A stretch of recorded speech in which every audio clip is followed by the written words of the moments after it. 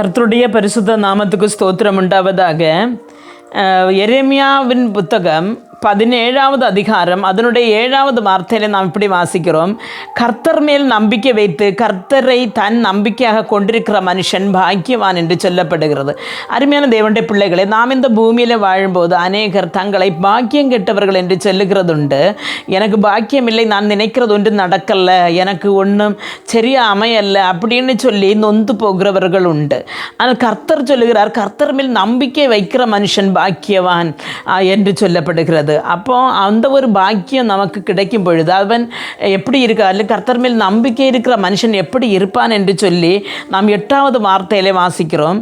அவன் தண்ணீர் அண்டையிலே நாட்டப்பட்டதும் கால்வாய் ஓரமாய் தன் வேர்களை விடுகிறதும் உஷ்ணம் வருகிறதை காணாமல் இலை பச்சையாக இருக்கிறதும் மழை தாழ்ச்சியான வருஷங்களிலும் வருத்தமின்றி தப்பாமல் கனி கொடுக்கிறதுமான மரத்தை போலிருப்பான் என்று சொல்லப்படுகிறது. அருமையான தேவனுடைய பிள்ளைகளை, ஒரு தேவனுடைய பிள்ளை நீர்க்கால் ஓரமாய் நடப்பட்ட ஒரு மனுஷனை, ஒரு விருஷத்தை போல இருக்கிறான் என்று வேதம் சொல்லுகிறது. அப்போ ஒரு நீர்க்கால் ஓரமாய் நடப்பட்ட ஒரு விருஷமானது தன்னுடைய ஒரு மழை தாழ்ச்சி என்ன, மழை குறைவுள்ள காலங்கள் வந்தாலும், அதே மாதிரி மழை பெய்யாமல் தான் இருந்தாலும், அதற்கு உரம் கிடைக்காமல் இருந்தாலும், என்ன செய்தாலும் அது என்ன செய்யதான் வாடி போகாது. சொன்னால் அதோட வேர் வந்துட்டு அந்த நீர்க்கால் ஓரமாய் இருக்கிறபடியினாலே நல்ல ஆழத்தில் இறங்கி அதற்கு தேவையான தண்ணீரை எடுத்துக்கொள்ளும்.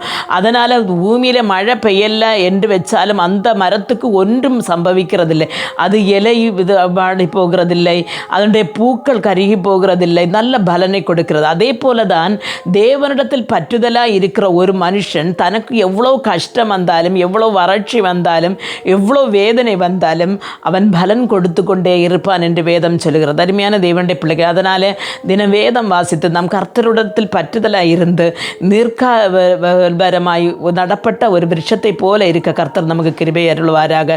ஜெபிப்போம். எங்களை மிகவும் அன்பாக நேசித்து வழி நடத்துகிற நல்ல தகப்பனே, நாங்கள் ஆண்டவரே இந்த உலகத்தில் இருந்து இந்த உலகத்தோடே நாங்கள் மாண்டு போகாத கர்த்தாவே, உம்முடைய ராஜ்யத்தில் வந்து சேர்க்கிறது வரையிலும் எங்களை கரம் பிடித்து நடத்துங்க. நாங்கள் நீர்க்கால் ஓரமாய் நடப்பட்ட ஒரு விருட்சத்தை போல இருந்து வளர கிருபை தாங்க. இயேசு கிறிஸ்துவின் நாமத்தில் ஜெபிக்கும் போது ஜெபத்தை கேட்டு பதில் தாரும் ஜீவனுள்ள தகப்பனே, ஆமென்.